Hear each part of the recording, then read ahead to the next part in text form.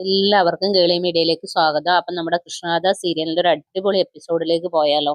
അങ്ങനെ നമ്മുടെ മാണിക്കുഞ്ഞാണെങ്കിൽ ഗാഥയുടെ അടുത്ത് കൃഷ്ണയുടെ വന്നിട്ട് ചോദിക്കും, മേഡത്തിന് നേരത്തെ കണ്ടയില്ലേ, ഈ പുതിയ ഓർമ്മയില്ലേ എന്നൊക്കെ ചോദിക്കുക. അപ്പൊ കൃഷ്ണ പറയില്ലല്ലോ, ഓർമ്മയില്ലല്ലോ എന്ന് ചോദിക്കുക. അപ്പൊ പെട്ടെന്ന് ഉദയം പറയും, കണ്ടോ ഞങ്ങൾ പറഞ്ഞത് ഇപ്പൊ സത്യമല്ല, രണ്ട് ഗാഥമാരുണ്ടെന്ന് പറഞ്ഞത്. അപ്പൊ മാണിക്കുഞ്ഞ് കണ്ടത് മറ്റേ ഗാഥയാണെന്ന് പറയേ. അപ്പൊ നിർമ്മലയും പറയും, ഞങ്ങൾ പറയുമ്പോൾ നിങ്ങൾ ആരും വിശ്വസിക്കത്തില്ല, ഇപ്പൊ മാണിക്കുഞ്ഞ് പറഞ്ഞപ്പോഴും നിങ്ങൾക്ക് വിശ്വാസമായില്ലല്ലോ എന്ന് പറയും. അപ്പൊ നവീൻ കയറി ഇടപെടും, നിങ്ങൾ എന്തൊക്കെയാണ് ഈ വിളിച്ചു പറയുന്നത്, മാണിക്കുഞ്ഞിന് നന്നായിട്ട് അറിയാം, നിങ്ങൾ ഇനി അതേ കയറി പിടിക്കേണ്ടെന്ന് നവീൻ പറയും. അതൊക്കെ ഇവിടെ ഒരു ചടങ്ങ് നടക്കുകയാണെന്ന് പറയേ.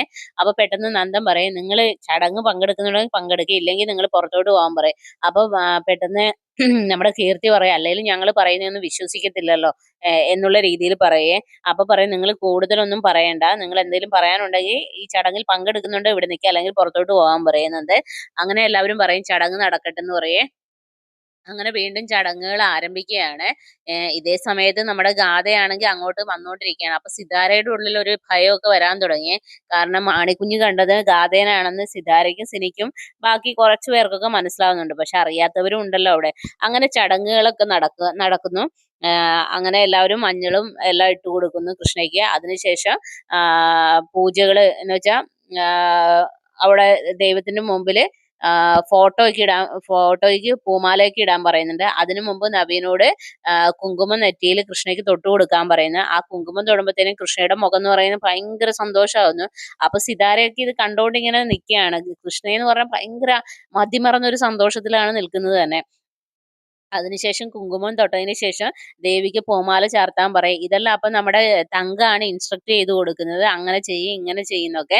അങ്ങനെ പൂമാല ഇട്ട് കഴിയുമ്പോൾ തങ്കം പറയും, ആരതി കത്തിച്ച് ദൈവത്തിന് മുമ്പിൽ ഒഴിയാൻ പറയാം. അങ്ങനെ 3 പ്രാവശ്യം ഇത് വെച്ചതിന് ശേഷം എല്ലാവർക്കും പ്രാർത്ഥിക്കാൻ വേണ്ടി ആരതി കൊണ്ടുപോവുകയാണ് കൃഷ്ണ. അങ്ങനെ ഓരോരുത്തരുടെ മുമ്പിലും കൊണ്ടുപോകും. അപ്പം സിതാരയ്ക്കാണെങ്കിൽ അതൊന്നും ഇഷ്ടപ്പെടുന്നൊന്നുമില്ല. കൃഷ്ണ പക്ഷെ വളരെ സന്തോഷത്തോടു കൂടിയാണ് ഓരോ കാര്യങ്ങളും ചെയ്യുന്നത്. അങ്ങനെ ഓരോ നല്ല രീതിയിൽ തന്നെ കൃഷ്ണ ചെയ്യുന്നു. അപ്പൊ പെട്ടെന്ന് മുത്തശ്ശി പറയും, കണ്ടോ തങ്കത്തിന്റെ വളർത്തുകൂടം, ഞാൻ പലപ്പോഴും ആലോചിക്കാറുണ്ട് ഈ കുട്ടിക്ക് എവിടുന്ന ഇങ്ങനത്തെ സ്വഭാവം വന്നേന്ന്. വേറൊന്നുമല്ല, തങ്കം വളർത്തിയതിന്റെ ഗുണമാണെന്ന് പറയേ. അപ്പോഴും സിതാരയൊന്നും മിണ്ടത്തില്ല, കാരണം അവിടെ മിണ്ടാനൊന്നും പറ്റത്തില്ലല്ലോ, വേറൊരു ഓപ്ഷൻ ഇല്ലല്ലോ. അങ്ങനെ അവര് ഓരോന്ന് പറഞ്ഞു നിൽക്കുന്ന സമയത്ത് അതെല്ലാം കഴിഞ്ഞതിന് ശേഷം വീണ്ടും ചടങ്ങ് തീരുന്നില്ല. അപ്പൊ സിതാരയ്ക്കാണെങ്കിൽ എങ്ങനെയും അവിടുന്ന് പോയാൽ മതിയെന്നേ ഉള്ളേ. അപ്പം വീണ്ടും കൃഷ്ണയെ ഇരുത്തും. എന്നിട്ട് അപ്പം മുത്തശ്ശി പറയും, ഇനിയിപ്പോ മധുരം കൊടുക്കാന്ന് പറയും. അപ്പൊ പെട്ടെന്ന് നിർമ്മലയും ഉദയനും അവിടേക്ക് നിന്നുകൊണ്ട് കീർത്തിയും പറയും, അത് മധുരം കൊടുപ്പല്ലേ കഴിഞ്ഞ ദിവസം കൊടുത്തേന്ന് ചോദിക്കാം. അപ്പം മുത്തശ്ശി പറയാം, അത് അവരുടെ അമ്മമാര് വന്നപ്പോ ചെയ്തതാ, ഇത് നിനക്ക് മാന്യമായുള്ള മറുപടി. ഇനി നിന്റെ വായിൽ നീ ഇത്ര വലിയ വർത്താനമൊന്നും കൂടുതൽ പറയണ്ടെന്ന് പറയേ. നീ നിന്റെ അച്ഛന്റെ അമ്മയുടെ സ്വഭാവം ഇവിടെ കാണിക്കരുതെന്ന് പറയും. അപ്പൊ പെട്ടെന്ന് നിർമ്മല കയറി ഇടപെടും ഉദയന്. അതെന്താ അമ്മ അങ്ങനെ പറയുന്നത്, അവള് ചെറിയ കുട്ടിയല്ലേ എന്ന് ചോദിക്കുക. അപ്പൊ നന്ദി ചോദിക്കും, ഈ ചെറിയ കുട്ടിക്കാണോ നീ കല്യാണം ആലോചിച്ച് നടക്കുന്നതെന്ന് ചോദിക്കുക. അപ്പൊ ചെറിയ കുട്ടിയാണോ എന്ന് ചോദിക്കുക. നിങ്ങളോട് എത്ര പറഞ്ഞാലും നിങ്ങൾക്ക് മനസ്സിലാകത്തില്ലല്ലോ എന്ന് പറയേ. അപ്പൊ ഇത് പറയുന്നതോടുകൂടി നിർമ്മലയും ഉദയനും കൂടെ അപ്പുറത്തോട്ട് പോയിട്ട് അവർ വീണ്ടും ചർച്ച ചെയ്യും. ഉദയേട്ടാ, ഈ പറഞ്ഞതിൽ എന്തോ കാര്യമുണ്ട്, ഒന്നെങ്കിൽ 2 ഗാഥമാരും ഇവിടെ തന്നെ ഉണ്ടെന്ന് പറയാം. അപ്പൊ പെട്ടെന്ന് കീർത്തി പറയാം, അങ്ങനെ വരുമെന്ന് തോന്നുന്നുണ്ടോ അമ്മയെന്ന് ചോദിക്കും. ഇതെല്ലാം അവരുടെ അഡ്ജസ്റ്റ്മെന്റ് പരിപാടിയല്ലേ എന്ന് ചോദിക്കും. അപ്പൊ ഉദയം പറയും, നമ്മുടെ കണ്ണ് ചുറ്റുപാടും വേണം, മിക്കവാറും ഗാഥ വരാൻ സാധ്യതയുണ്ട്, മറ്റേ ഗാഥ വരാൻ സാധ്യത, നമുക്ക് ഇപ്രാവശ്യം പിടികൂടിയിരിക്കണം എന്ന് പറയുകയാണ്. അപ്പൊ കീർത്തി പറയും, നമുക്ക് ഒരാളെ പൂട്ടിയിട്ടാ പോരെന്ന് ചോദിക്കും. അപ്പൊ നിർമ്മല പറയും, നമ്മുടെ കയ്യിൽ കിട്ടണ്ടേന്ന് ചോദിക്കുക. അപ്പം നിർമ്മല പറയും, നമുക്കിപ്പോ എന്തായാലും ആ ചടങ്ങിൽ പങ്കെടുക്കാം.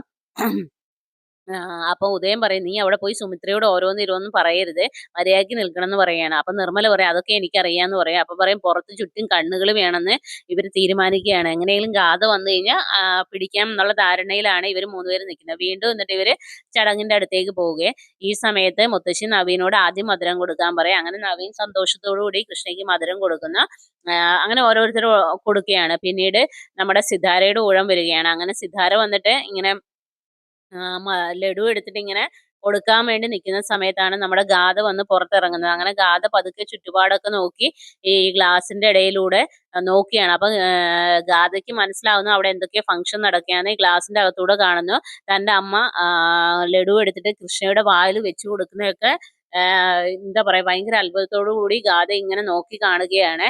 ഗാഥയ്ക്ക് അപ്പൊ എന്തോ ഒരു പന്തികേട് തോന്നുകയാണ്. അങ്ങനെ സിതാര മധുരം കൊടുത്തതിന് ശേഷം അവിടെ എഴുന്നേറ്റ് പോയി നിൽക്കുക. അതിനുശേഷം നമ്മുടെ മാണിക്കുഞ്ഞ് വരികയാണ്.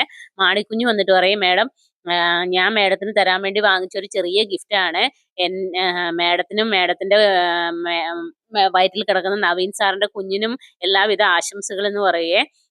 എത്രയും പെട്ടെന്ന് നവീൻ സാറിന്റെ കുഞ്ഞ് പുറത്തു വരട്ടെ, അതിനെല്ലാ അനുഗ്രഹങ്ങളും ഉണ്ടാകട്ടെ എന്നും പറഞ്ഞിട്ട് ഈ ഗിഫ്റ്റ് ഇങ്ങനെ കൊടുക്കുകയാണ്. ഇത് ഗാഥ പുറത്ത് നിന്ന് കേൾക്കുകയാണ്. ഗാഥ ആകെ തകർന്നു പോവുകയാണ്. ഗാഥയ്ക്ക് ആ ജനലിന്റെ അവിടുന്ന് താഴെ പതുക്കേക്ക് ഇങ്ങനെ വന്ന് കൈയൊക്കെ ഇങ്ങനെ ഒരു ബലക്ഷയമില്ലാതെ കണ്ണിൽ നിന്ന് കണ്ണീരൊഴുകി ഇങ്ങനെ എന്ത് ചെയ്യണമെന്നറിയാതെ ഗാഥ ഇങ്ങനെ നിൽക്കുകയാണ്.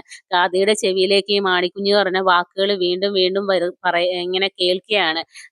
നവീൻ സാറിന്റെ കുഞ്ഞിനും ഗാഥാ മേഡത്തിന്റെ വയറ്റിൽ കിടക്കുന്ന നവീൻ സാറിന്റെ കുഞ്ഞിന് എല്ലാവിധ ആശംസകളും എന്നുള്ള വാക്കുകൾ ഇങ്ങനെ ഗാഥയുടെ ചെവിയിലേക്ക് ഇങ്ങനെ കേട്ടോണ്ടിരിക്കുകയാണ്. അങ്ങനെ കൃഷ്ണയാണെങ്കിൽ ആ ഗിഫ്റ്റ് ഇങ്ങനെ നോക്കിക്കൊണ്ടിരിക്കുകയാണ്. ഈ സമയത്താണ് സിതാര ഇങ്ങനെ പുറത്തേക്ക് നോക്കുമ്പോൾ നമ്മുടെ ഗാഥയെ കാണുന്നത്. ഗാഥ അപ്പൊ ഇങ്ങനെ തിരിഞ്ഞു നിൽക്കുകയാണ്. പെട്ടെന്ന് സിനിയോട് പറയും, സിനി ആകെ പ്രശ്നമാണല്ലോ, ഗാഥ വന്നിട്ടുണ്ട്, ഇനിയിപ്പോ എന്ത് ചെയ്യും, എങ്ങനെയെങ്കിലും നീ അവിടുന്ന് അവളെ മാറ്റുക, അല്ലെങ്കിൽ അകത്തേക്ക് കയറി വന്നാൽ മൊത്തം പ്രശ്നമാകുമെന്ന് പറയേ.